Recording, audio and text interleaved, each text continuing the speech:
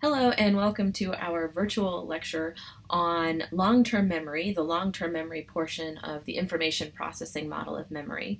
This should neatly follow after our previous lecture from the information processing model, which covered short-term memory.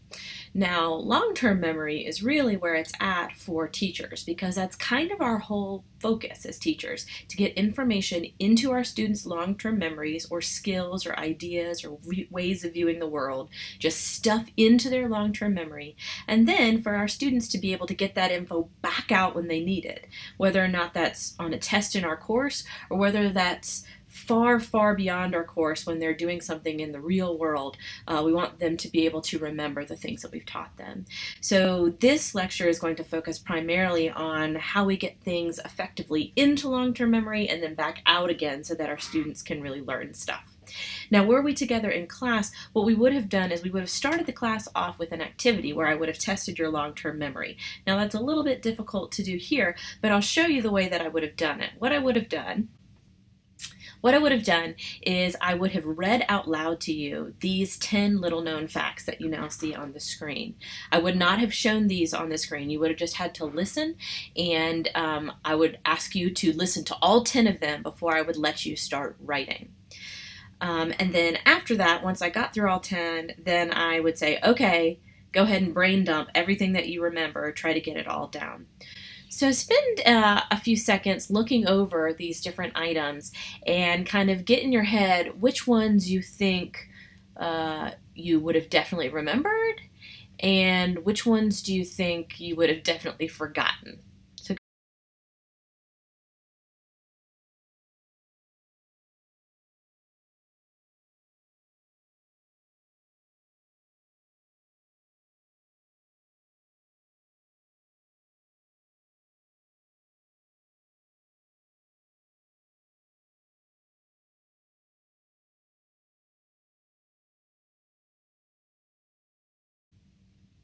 Okay, so now that you've had a few seconds to look over the different facts, you've probably got in your head the ones you think you would have definitely remembered. Usually what I would do in class is I would go through and ask people to raise their hand for the ones they did remember, and we would get a feel for which ones were easy to remember and which ones weren't. And what we typically see are a couple of things. First of all, we see that people are pretty good at remembering the very first item, the James Oliver Ellis item, which is interesting because there's a lot of details in there. But the reason for that relates to a specific term in psychology. And that term is primacy. When you remember the first item in a list, that is evidence of the primacy effect. It seems like it is easier for us to remember the very first item in a list, probably because there's less interference involved. And so it's like we have a clean slate, we write that first fact up on the clean slate, and then everything afterwards seems to kind of mess it up and interfere and make it harder for us to remember. So a lot of times we can remember that first word, that first list, we can remember that first item on a list. A lot of people also remember the last item on a list, and the reason for that is due to something called a recency effect. So the reason why we can remember the very last item on a list is a recency effect. And in this particular case, the reason people might remember that last item about Thanksgiving is because you're actually using your short-term memory in order to remember it. Because if that's the first thing you wrote down, then it was only in there for a few minutes. Other ones that people usually remember are anything funny. So the one about Santa Claus's twin brother wearing green, or Mickey Mouse being old, he has a hearing aid. People oftentimes remember that because they can come up with a visual of what that would actually look like, and that really sticks in their brain. The ones people don't usually remember are the ones that sound super scientific or very specifically about psychology, about cell assemblies and theories of obliterative subsumption. And the explanation students usually give for not remembering those is because they have no idea what that means. It's not meaningful to them.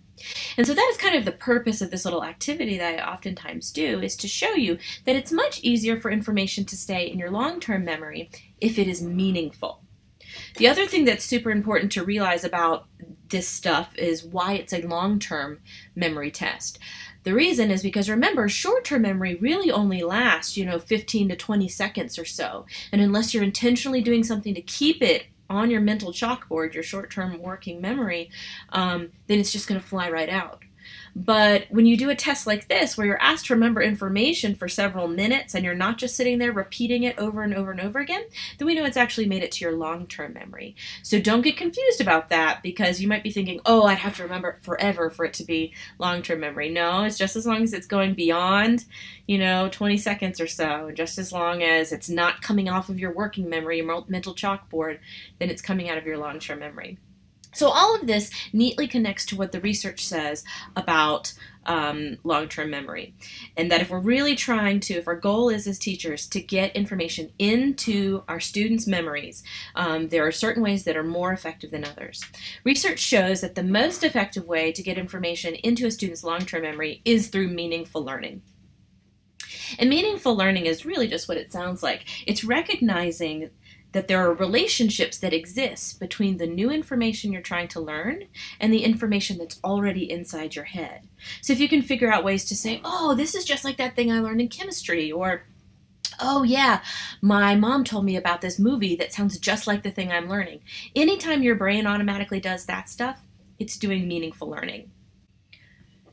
And research shows that when compared to the other types of learning, meaningful learning is the most effective. If you want your students to be able to remember something far beyond your class, you're going to want to utilize strategies that help them to understand how the information that you're teaching them connects to information they already know. And this is particularly effective if you can figure out ways to make the information self-relevant. If you can show them how this is going to relate to their future careers or to something that they really enjoy, then they're going to be more likely to remember it. Now, meaningful learning is oftentimes contrasted with something called rote learning. Rote learning is really just learning through repetition. It's like note card learning. It's the learning where you're doing it over and over and over again with the idea if I repeat it enough, then it's going to stick in my head. Now, research shows that this is actually the worst type of learning strategy, which is interesting because it's the type that people use a whole lot. They rely on rote learning a lot of the time. But research shows that it's kind of slow and ineffective for a lot of things. It takes much longer for you to learn something through rote learning than it would take you to learn the same exact material through meaningful learning. All right. Now, it is true that we can use rote learning for certain types of factual information. So, for example, if we want our students to learn their multiplication times tables, it doesn't make sense to come up with a way to make 3 times 2 relevant to your life or something like that, and a new story for 4 times 6. No, we need students to be very quick and automatic with their times tables, so we teach it to them in this rote learning way. So anytime there's information that you need your students to have automatically available to them and they don't have to think very deeply about it, you want them to just know it without thinking, rote learning's fine. But I think most of what we teach and the reason that we commit our lives to become teachers is not for people to just know stuff without thinking about it. It's because we want them to think deeply and feel deeply about what we're telling them. So most of the time, rote learning is not the best way to go. Now, we also have a third way to get information into long-term memory storage, and that is called mnemonics. Now, a mnemonic is really just a memory trick. Sometimes when people hear the word mnemonic, they think we're talking about acronyms, like the thing where you spell out a word, or you use the things you're trying to remember to spell out a word. An acronym is a type of mnemonic, but it's just one type. There are tons of other memory tricks, which we'll cover in a few minutes, that you can use. Now, mnemonics kind of fall in between meaningful learning being the best and rote learning being the worst. Mnemonics is right in the middle. And so if you've got something that's kind of complex, so that it doesn't make sense to learn through rote learning, but you also can't think of a way to make it personally meaningful to the kids or to connect to something else in their lives, then sometimes mnemonics is a good place to go. It can be a memory trick or a memory crutch to help you remember something in the absence of meaningful connections. All right, so let's dive more deeply into meaningful learning, since research shows that meaningful learning strategies are the most effective. I'm going to tell you 3 specific ways that you could accomplish meaningful learning as a teacher. So the first of which is elaboration. Elaboration is the most basic form of meaningful learning. It's just kind of what I said before, of relating old information to new information. And research shows that the more elaboration that students do in their brain, the better their storage is and the better their retrieval is. So remember, if we're thinking about the long-term or the information processing model of memory, long-term memory is like that mental filing cabinet. All right? And let's say you've got one piece of information that you want the students to remember. If you're doing rote learning, it's basically just like making a photocopy of that information and then just dropping it in that frontmost folder in your filing cabinet. But if that's the way you learn everything, then that folder is going to get very disorganized. However, if you've got the one piece of information you want your students to learn, and you think of lots of different ways to connect it to different subjects they're learning, to things in the world, to future careers they might have, to stuff they see on TV, whatever, that's lots of different ways to elaborate on the one main idea, then what you're basically doing when you do that is you are making a photocopy of the same information and dropping it in lots of different file folders. So the TV folder, and the I want to be a nurse folder, and the I want to be a good person folder. So that when students need to find that information, either on a test or in the real world, they've got lots of folders they can consult. They don't have to just go through the rote learning repetition folder. They've put it in lots of places, so it's easier to find. So the best way to accomplish elaboration is to just ask your students questions. Now maybe you've got one very basic idea that you want them to walk away with, but you can get them to think more deeply about that idea and to elaborate on that idea by asking questions. You know, why would this happen? Can anybody else give me some examples of what this might look like in the real world? What are possible conclusions? What might happen next? All those kinds of deep learning ideas are just essentially elaboration and figuring out ways to put the same piece of information in lots of different spots in the long-term memory. So that's the first meaningful learning strategy. The second meaningful learning strategy is called organization. And the idea here is that we want to be intentional about where we put the information we're storing in our long-term memory. Like I said on the previous slide, we don't just want to dump a bunch of information into a single folder. We want the folders to be very well organized so that when we need to find that information in our brains later, it's easy to do. So there's a couple different ways that you can help students impose organization in their long-term memory system. All right. The first of which is helping students to understand that information we teach usually is taught in the form of categories. All right. We group things that need to be learned together, and then things that don't quite make sense together, we don't intentionally teach them together. Right. So for the last test, there were lots of different things that I taught you that related to types of diversity. Now, it might have been interesting for me to be constantly jumping around and just teaching whatever sounded fun. And so maybe one day I could have done autism, and then the next day I could have talked about poverty, and then the next day I could have talked about learning disabilities, and then the next day we could have had our discussion on race. All of that would have been super interesting, but it wouldn't have been respecting the way your brain wants to learn. And so that's why it makes sense for us to intentionally teach with a structure. Why I taught all of the special education eligibility categories together, because then your brain can package all of those things neatly so that when you think of one thing from that category, like autism, your brain might automatically connect it to, oh, how does that relate to depression and anxiety? How does that relate to ADHD? Because all of those things were neatly categorized in the process of the teaching. Another thing we can do is to be very intentional in showing our students the interrelationships between two separate things that we're teaching. To show them, well, remember when we taught this in the last unit? It's just like this. So one thing I'm always bringing back up throughout this whole course are ideas like scaffolding, disequilibrium, the zone of proximal development, right? I always keep bringing those up so that I can show you the stuff we're talking about here. It's really just another example of teaching in the ZPD, right? When we do differentiated instruction, for example, it's just another way to teach in somebody's ZPD. When I make those connections for you, that's intentional, because then you are connecting and organizing your mental files in a way that's going to help you when you're trying to remember that later. And then another example of how we can help students to organize the information in their long-term memories is by creating concept maps. And concept maps are basically just imposing a visual element to this organization structure. To just make sure that you're aware of what I mean when I say concept maps, just a couple to quickly show you. So this might be a good one. You're teaching 3rd or 4th grade, having kids understand kingdom, phylum, genus, species, all that stuff, and how there are certain categories of animals, and some animals are more like other animals and different from other animals. And we can have this visual element to help kids organize this information in their brains. You can also do this in areas that might not seem ostensibly academic, right? If you aren't teaching one of the EOG type content areas, great. You can use this in health. You can use this in PE. You can use this in music. There are lots of ways. This is also a wonderful studying strategy. You can teach students how to do this as a studying strategy, because when they are coming up with the organization themselves, they are doing the elaboration themselves, it's going to be even more meaningful. It's going to stick even deeper in their brains than if you just hand them a completed concept map.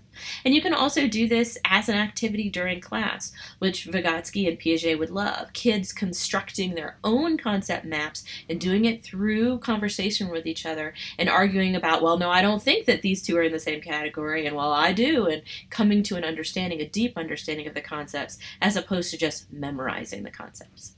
All right, so all of those examples of concept maps are just types of organization. All right, the third meaningful learning strategy is visual imagery. Now, I don't want you to get confused and think that a concept map is a visual imagery strategy. It's not. A concept map is about organization. Visual imagery is about creating a picture in your mind's eye of what the thing you're trying to learn is like.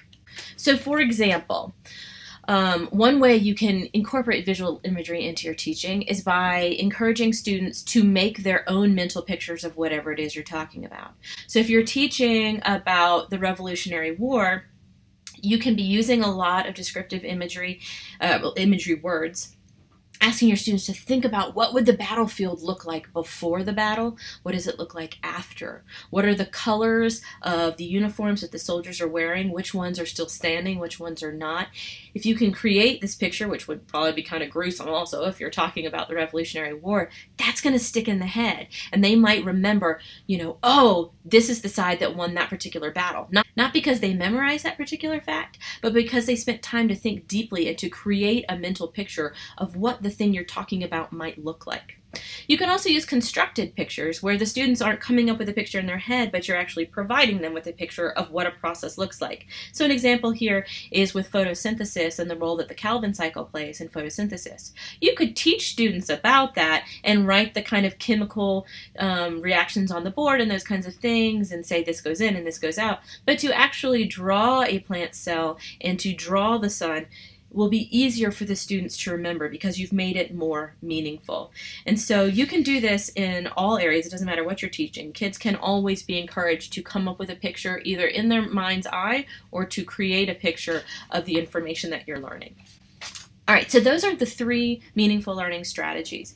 But we can't always figure out a way to make something personally meaningful, meaningful to the life, meaningful to future career. Sometimes we have to rely on mnemonics. So mnemonics are our second best bet when we can't figure out a way to make learning deep and meaningful. And mnemonics are just little memory tricks or memory helps that can kind of provide some of the scaffolding for helping your students remember certain things. So we're going to talk through a bunch of different types of mnemonics. So the first one is the one that most people are familiar with, an acronym. And an acronym is when you take a list of to-be-remembered information or, you know, a bunch of topics or pieces of information that need to be remembered. You take the first letter of each of those topics and then you create a new word out of that so that if the students remember the word, then they can remember what all of the letters stand for. So an acronym that most of you are probably familiar with is this one, Roy G. Biv. I'll give you a minute to think about what does that stand for. Hopefully you're remembering that this spells out the order of the colors in the rainbow: red, orange, yellow, green, blue, indigo, violet, right? So that is an acronym a lot of us know and continue to remember. Another acronym that can help you remember the different ways to get information into people's long-term memories is the acronym MOVER. And this is kind of like an acronym sandwich because we have M standing for mnemonics and R standing for rote repetition, so those aren't the best, but the best strategies are the three letters in the middle: organization, visual learning, and elaboration. So we've got MOVER as an acronym to help us remember the long-term memory strategies. Now we can also come up with acrostics. Acrostics are very similar to acronyms, but instead of spelling a word with the first letter of each of the things we're trying to remember, we're going to come up with a sentence. All right? So a popular acrostic that some of you know is "Every good boy does fine." Does that sound familiar? If so, or if that doesn't, Every Good Boy Does Fine helps musicians remember the notes, the letters of the lines on a music staff, on a treble clef. So the first bottom line is an E, and then G, B, D, F. And then we can also use an acronym to help us remember the spaces on the staff. Do you know what that one is? Right, that's FACE, because it's note F, A, C, and E. And then there's all different ones for the bass clef and all that kind of thing. I'm sure you can think of things from your learning where you needed to remember something, couldn't make it meaningful, and so you either used an acronym or an acrostic. And I actually really recommend using these strategies in your own studying, particularly if you, let's say you have to remember information in order to take an essay exam. And it's a closed book, show up, sit down, 50 minutes, do the essay exam. What I used to do is come up, when I was a student myself, I would come up with a lot of acrostics to help me remember what I wanted to make sure I talked about in my essays. So I'd sit down and I would brainstorm what I thought the teacher might ask on an essay, and thought about what are the things that the teacher's really obsessed with, really interested in, they always seem to be focusing on, they spend a lot of time on, we're probably going to have to write an essay about that. And so I would brainstorm the topics for 4 or 5 potential essays that I think the teacher might give us. And then I would come up with a nice outline of, if that were the essay topic, what would I write? I don't actually spend the time writing it, that's kind of a waste of time, but just doing the thinking of what should the outline be. And then I have a nice outline. Then I would take the first letter of all of the things in my outline and try to make the outline as simple as possible. And then I would come up with usually an acrostic, because it's kind of hard to spell full words through an acronym, but I could come up with a funny sentence or something that would help me remember in order all of the things that I was going to talk about in an essay. And so by doing that, all I have to do is come up with like 4 or 5 different acrostics, and then I've basically learned all of the information that might show up on an essay. And yeah, a lot of times I didn't predict the essay exactly, but maybe I would realize I can use the first half of this acrostic, I can use the second half of this acrostic, this middle, put it all together to actually write the essay they're asking me to do. And so if you come up with acrostics and you go into an exam like this, you can, as soon as they give you the exam paper, just write down all the acrostics really quickly. And then that will help you, because you're basically giving yourself an outline of the essay you might want to write. It's a little study tip there. All right, other mnemonics. The loci method, this one has other names too. Sometimes people call this memory palace, I think, or memory house or something like that, I've been told. The official name is loci method. You use this mnemonic when you've got a list of things that you want to remember. You could definitely do this with a grocery list, but you could also do it if you're trying to remember a list of things for a test. So the picture here is an example of trying to remember your grocery list. So let's say you know you want to remember milk, broccoli, bread, and pizza, and you're worried about forgetting one. To use the loci method, you come up with a location, loci, that you're very familiar with. So maybe you envision what your apartment looks like, and you kind of create some visual imagery there for yourself. So you envision opening up the door and seeing milk spilled down the hallway. And then you are going in your mind's eye and you're walking through your apartment, and then maybe you come to the kitchen and you see broccoli exploding out of the sink. And then you keep walking and you get to the bathroom and you see pizza smeared across the mirror. And then you keep walking and you get to your room, and then you see, you know, baguettes or bread or whatever stuck in your pillowcase, okay? So you envision all the things you're supposed to remember in different places of a location you're very familiar with. That way when you get to the store, all you have to do is mentally walk yourself through the apartment. And if you've done a good job coming up with kind of dramatic scenes, then you'll instantly remember, oh yeah, milk spilled on the floor. Oh yeah, the thing that was in the kitchen was broccoli coming out of the sink. Now this is a grocery list example, but you could easily do this if you're trying to remember historical facts in a chronological order. And you could teach your students to walk through a place they know well, the school or something like that, in their mind's eye, and they're meeting the different generals or something like that. Or something with science where there's a process like photosynthesis. You could have different pieces of the scientific process occurring in different places in a house or place that they know well. So that is the loci method. All right, next mnemonic is the keyword method. This is particularly good if you are going to be a foreign language teacher, or you're going to teach any subject that has a lot of vocabulary, particularly complicated vocabulary that people maybe haven't heard before, or they're likely to forget because there's so much of it. All right, so the keyword method I think I can best explain by giving you an example which goes along with the picture on the screen. So let's say you're taking Spanish and one of your Spanish vocabulary words is the word for love. Do you know what the word for love is in Spanish? Yes, it's amor, right? Okay, so you think about the word amor, that sounds pretty close to a word I already know in English, armor. Now, they're not the same definition at all, but they sound similar. So to use the keyword method, what you would do is you might envision a suit of armor with a big heart on it, so that the next time you see the word amor, you think, oh, this looks like armor, and oh yeah, that's right, armor with a heart on it, it means amor. Another example of the keyword method that we can take from psychology is the word hippocampus. Now, we haven't really learned that word in this class, although it pertains to memory. It's one of the brain structures that is responsible for consolidating memories while you sleep. So hippocampus sounds like two words that we already know in English, hippo and campus. And so sometimes people might remember what the definition of hippocampus is by envisioning a hippo, a hippopotamus, studying really hard on a college campus, trying to get information to go into their long-term memory. So that when you see the word hippocampus on a test, you go, hippocampus, oh yeah, that's what that means. So pretty much all of our disciplines have some type of vocabulary that's attached to it that might benefit from using the keyword method. All right, and then our last type of mnemonic is coming up with poems or songs, other kind of helps to help it. All right, and then our last type of mnemonic is poems or songs, things that kids can say or sing to themselves to help them remember certain things. So we have a ton of these in the early elementary and pre-kindergarten BK classrooms. We're trying to teach kids colors or the order of the months, the order of the days of the week. There's the poem 30 Days Hath September, April, June, and November. There's singing, I think, days of the week to the tune of the Addams Family. But we also have them for as we get older.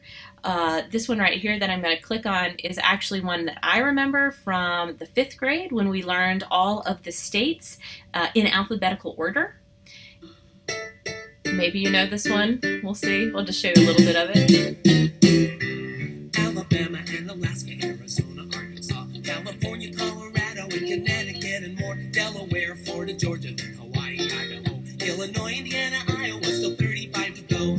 Kansas and Kentucky, Louisiana, Maine, Maryland, Massachusetts, and good old Michigan, Minnesota, Mississippi, Missouri, and Montana. Then Nebraska's 27, number 28's Nevada.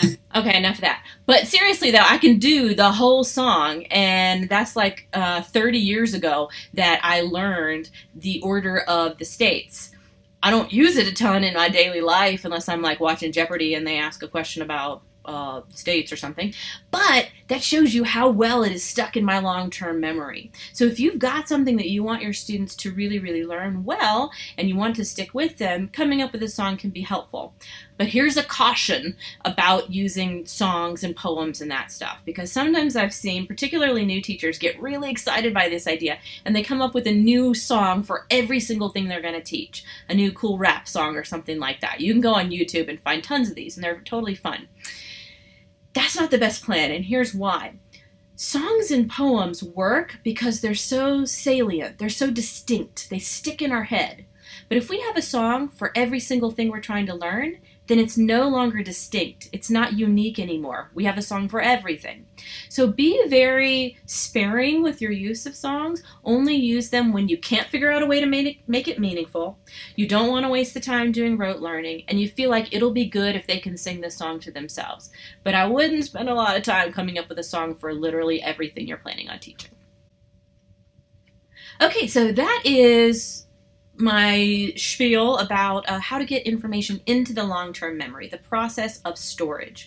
Now we're going to talk about getting the information back out, because information is only good to us if we can get it back out again. It's not that helpful if we put it in our long-term memory and then can never find it again.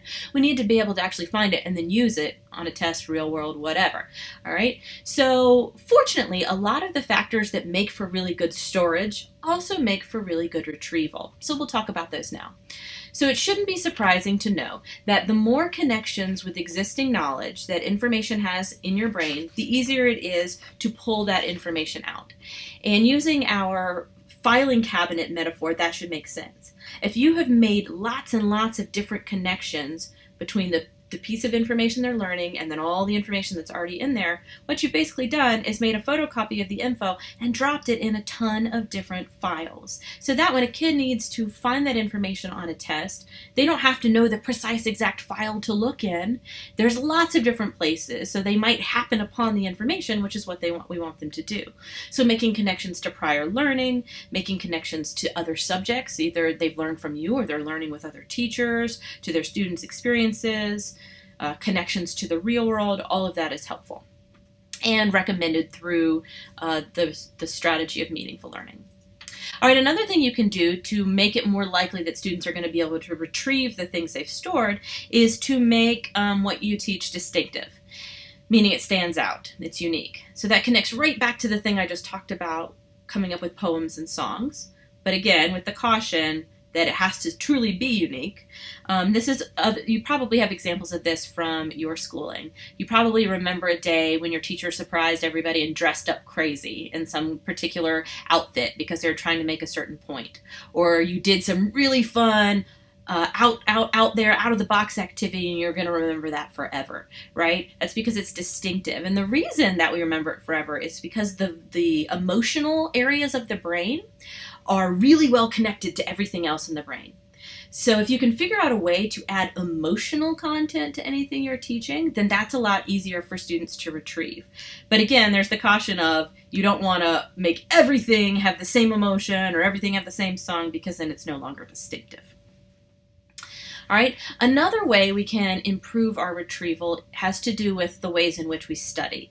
And this means both you guys as current students, but also your future students who are going to be studying for you.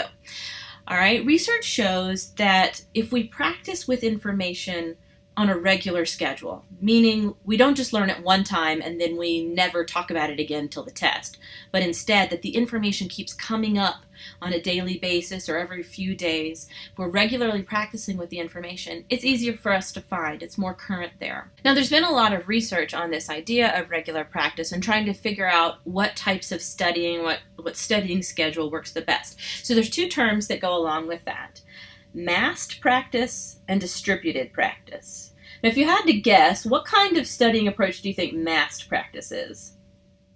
That's right, it's cramming, right? It's the thing that so many of us have spent a lot of time in college doing, massed practice. Well, they've brought people into the lab to see whether or not mass practice is good or bad. And so they've done things like they will have two groups of people. Both groups are going to memorize the same list of words. But group one is going to come to the lab for 30-minute periods spaced throughout a week. So maybe you're going to come in on Monday for 30 minutes, Wednesday for 30 minutes, Friday for 30 minutes, and you're going to study this list. That's group one. Group two is going to come in the night before the test. So let's say it's Friday night, and they're going to have the test on Saturday. So they're going to come in Friday night, and they're going to study for 90 minutes, the list of words. So both groups are studying for the same total list. The first group, the 90 minutes, is broken up into 3 30-minute study periods. The second group, the 90 minutes are all together. So we basically got one group that's doing cramming, massed practice, and one group that's doing distributed regular practice. And what they find every single time is that the people doing the distributed regular practice remember more of the words than the people who are cramming, even if the cramming is the night before. It's the total opposite of what you would think. But research says, as much of a bummer as it is, cramming doesn't work. But there's a good reason why cramming doesn't work. It takes the brain time to do meaningful learning. If we know that meaningful learning is about making connections to the world and stuff you already know, you kind of have to give your brain some time to do that. If you are doing all of your studying right before the test, even if it's a really long period of time, that's not enough time for your brain to make those kind of random connections. Like, I'm sure you've had this happen to you. You learn about something in class, and then a couple days later, you're standing in line ordering your rice and beans, and you're like, oh, that's just like... And you have these aha moments, right? You have to give your brain the chance to create those aha moments. And when you're cramming, you're not doing that. So that's my public service announcement. Don't study the night before. Give your brain a chance to do the meaningful learning, to do the mnemonics, however you're going to approach it. And even if you're going to do rote repetition, that takes even more time, which you don't have enough time to effectively learn through rote and cram at the same time. That's like a double whammy of the two worst evidence-based practices. And I know they're the ones that most people use all the time. And so also you're going to want to share this information with your students when they are studying for your stuff. There are also two ideas that we can use to help students retrieval at the moment of retrieval. So when at the exact moment we're asking our students to remember stuff, there's two things we can do to make that, searching through the filing cabinet process easier.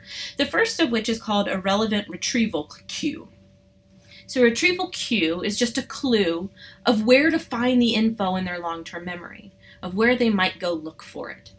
So let's say, for example, you are teaching students how to solve problems using the quadratic formula, which is pretty complicated, but there's tons of songs out there that you can teach students to help them remember the quadratic formula. I know the one that I learned was something like minus b plus or minus the square root of b squared minus 4c over 2a, right? I still got that one, okay? So let's say students are sitting there, they're doing a bell ringer activity that requires them to use the quadratic formula, and you see a couple kids are just looking at it, and they seem to be stuck. If you started humming the tune to the song you taught them, that's a relevant retrieval cue. That's telling them, remember, use this thing we learned yesterday. And you might have some aha moments in your students, and they realize, oh, yeah, I used that equation. So anything you can do to kind of remind them, remember, this is the way we solve it, that's a relevant retrieval cue. That should also, by the way, sound like scaffolding. Vygotsky would love that. It's like the smallest possible hint to help them move forward. So that idea is evidence-based in more than one way because it's scaffolding and it respects information processing theory. All right, then the other thing you can do as a teacher when you're asking students to retrieve information is to give them enough time to actually find the info. And so wait time is basically the amount of time that you let pass between asking a question and then taking an answer from a student. And research shows that average wait time is like a fraction of a second. It's super short. We usually as teachers just take the first hand that goes up. All right? But research shows that if you force yourself as a teacher to stand there in silence, which can be super awkward, stand there longer than is comfortable, sometimes other ideas or questions will come up, and the quality of the ideas increases with the amount of wait time that you let elapse. Because you're basically letting them think through all those meaningful learning connections they've made, all the elaboration they've done, and they're thinking through and be like, oh yeah, what was this? What was this? You got to give brains a chance to do that. So this comes nicely into play with the Teach Like a Champion book that we're reading, because there's a whole chapter, I think, on wait time and on ideas for how you can kind of manage the uncomfortable silence that comes along with standing there, giving brains a chance to think. Okay, so we have one last topic that we need to discuss in the context of cognitive psychology. It's not part of information processing theory of memory. We're done with that. Now that we've gone all the way through long-term memory, we're done. But there is this other idea that you've probably come across that sounds like it should go along with the brain stuff. So we're going to talk about that, just a quick little detour now before we're done with cognitive psychology. And that is the idea of learning styles. So you've probably heard of this before. I know that that's hard to see on the screen. That's by design. If I were to ask you right now to identify your learning style, you probably have an answer for that question. I know I have an answer. My answer is visual learning style. And the deal with proponents of learning styles is they believe that we have these brain-based styles, these brain-based ways of needing to approach information. So the idea is that if you're a visual learner, your brain is set up to really learn well in a visual way. Or in contrast, the idea, if you're an auditory learner, you best learn by hearing information, not by seeing it or by doing something hands-on, kinesthetic, something like that. And teachers who are proponents of this idea also like to teach in a specific way, and that is called meshing. And the idea behind meshing is that you match or mesh your teaching style to the students' learning styles, right? So if you have a classroom full of visual learners, then if you were meshing, you would teach primarily in a visual way, right? Or we almost never have a classroom of all one type of learner. So if you got them into 3 different groups, and then you would teach the visual learners the visual way, the auditory learners an auditory way, kinesthetic hands-on learners in a hands-on way. So that's the idea. Super popular in education. You've probably even taken surveys to figure out which learning style you are. Well, here's the deal. Baloney detection kit time. When you look at all of the research out there, the preponderance of evidence, is this a good idea? Is this an evidence-based idea? Is it not? Not so much in support of learning styles, which may be a surprise to you because it's pretty much ubiquitous. It's everywhere in education. So I want to tell you what the research actually says about learning styles, all right? So the first issue concerns research that's in favor of learning styles. So that's what I mean by pro-research. I don't mean research by professionals. I mean like pros, cons, research in favor of, pro-research in favor of learning styles. It's usually kind of like case study research, where they go ask a teacher or a student, hey, do you think teaching according to learning style is a good idea? It's just kind of based on intuition or personal experience. And we know that personal experience can be very biased. Just because something makes intuitive sense doesn't mean it's an evidence-based idea, right? And so most of the research out there that's in support of it is not very rigorous. And anytime we actually do the rigorous experimental controlled research, a lot of the assumptions fall away. So the pro-research is pretty biased and pretty much about kind of opinion. All right, here's another issue for learning styles. You would think that somebody who's a visual learner should have really strong visual skills. They should probably have stronger visual skills than people who are not visual learners, right? If you're an auditory learner, you should be amazing at listening and getting information in an auditory fashion. So they've tested this. They've had people come into the lab, ask them what they are, and then they'll give them an objective test of how good are you at seeing information visually? How good are you at learning something through hands-on? And interestingly, the correlation between your self-assessment of your learning style and an objective assessment of those skills, 0. So the people who say they're visual learners do not have better visual skills. The people who say they're hands-on learners do not have better kinesthetic skills, which is kind of weird. If this were a real brain-based way to learn, the visual learners should have better visual learning skills, but they don't. All right? And for me, this is probably the biggest nail in the coffin on the idea of learning styles. Problems with the idea of meshing, of matching a kid's learning style to a teacher's teaching style. So this is a really easy one to test in the lab in a very controlled, experimental way. So you bring students in, you find out which learning style they are, and then you either intentionally teach them according to that learning style. So you take a visual learner and you teach them in a visual way, you mesh their learning, or you take a visual learner and intentionally teach them a different way, not their learning style. So you teach a visual learner in an auditory way, for example. And then you give them all a test over the information you taught. If learning styles were real and if meshing was a good idea, you would think that the people who are taught, like the auditory learners who are taught in an auditory fashion, should do pretty well in the test. But the auditory learners who are taught in a visual fashion shouldn't do very well in the test because you haven't respected their learning style. But that's not what the research finds. In fact, the research says that it doesn't matter which learning style you are, visual learning tools are good for everybody, right? And in fact, if you teach a hands-on learner in only a hands-on way, or an auditory learner in only an auditory way, they will do worse than if you just taught them in the visual way that you were teaching the visual learners, right? And so that's when we have a nice controlled experiment. We see that meshing, according to learning styles, can actually hurt the learning of people. All right, and then the last thing that I think is important to bring up is just because we have differences among learners, which obviously we do, you know, Vygotsky, zone of proximal development, diverse learners, for sure. Just because we have variation among learners doesn't automatically prove a theory that tries to explain the variation, okay? So just because I can say I like visual learning better doesn't automatically mean that my brain is wired to only learn visually. That's a huge leap there. Just because we have a group of students and we notice that some of them seem to really be catching on to it in one way and some are catching on another, does not automatically prove this auditory visual kinesthetic thing. All right, the research just isn't there. So what do we do with this? All right, I don't think we need to throw the idea out altogether. I think we can use what the research says, but we gotta tweak it a little bit.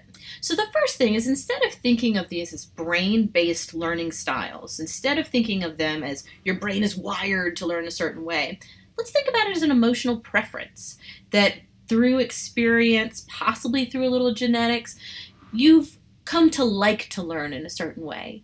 And when a teacher teaches you in that way, you might feel like, oh, they're respecting my preferences and I just think this is fun and enjoyable. That's great.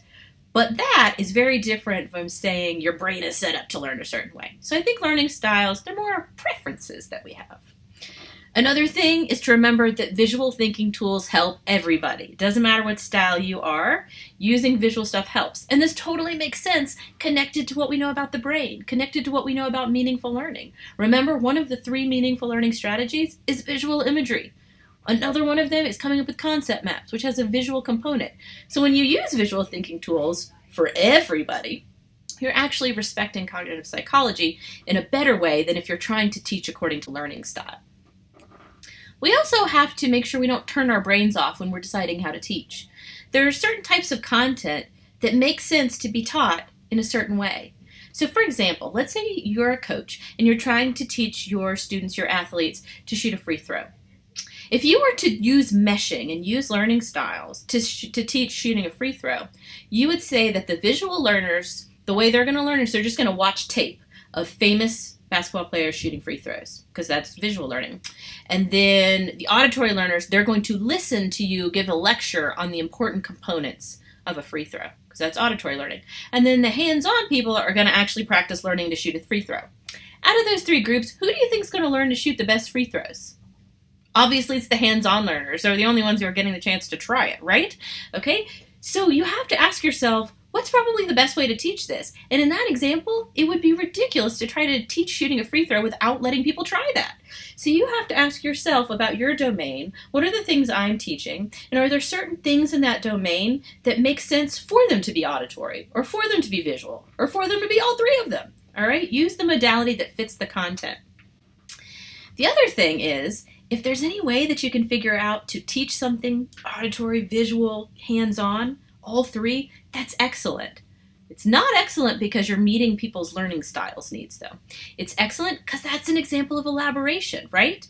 So in the example of shooting free throws, the students who are going to learn the best are probably the ones who got exposed to all 3 of those. You're probably going to be a better basketball player if you can practice, if you can listen to experts, and if you can watch experts. You're going to be better if you do all 3 of those than if you just do one of them, right?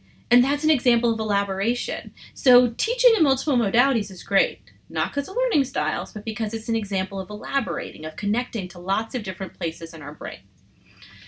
And then the last thing that's probably helpful is to teach students metacognitive skills. Now remember, metacognitive means thinking about thinking. Anytime we have the word meta in front of something, it's like that thing about that thing. So metacognitive, thinking about thinking. All right? We just need to get kids to be better at thinking about what things do they like. What have they noticed helps? What study strategies are helpful for them?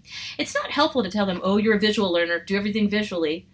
That's removing the reflection that we want students to do when they think about themselves and think, you know what, I do learn really well with note cards. Or you know what, I don't learn really well with note cards. It's better to spend our time teaching them to think about their brain and how it works, as opposed to spending time diagnosing their learning styles and then trying to teach. So that would be my recommendation. That's my public service announcement about learning styles. All right, so we can sum all this up in 2 t-shirts. First of which is to remember that when we're talking about long-term memory, meaningful learning is better than mnemonics, and mnemonics are better than rote memory. That's kind of the order. So always try meaningful learning first and use rote memorization as your last resort. And then the other thing to keep in mind, and I haven't directly said this yet, but I think it's the overarching theme of this unit, is realizing how much of students learn and how much students remember really rests on the way that you taught it. A lot of times when we talk about people doing poorly on a test, we say, oh, it's their fault. They didn't learn it. But I think you can see, based on what we've learned in this whole unit, how important it is to make sure you're doing a good job helping them store that information, and you're doing a really good job helping them retrieve that information. So although it might be a kind of weird thing to think, your students, their memory is absolutely your problem.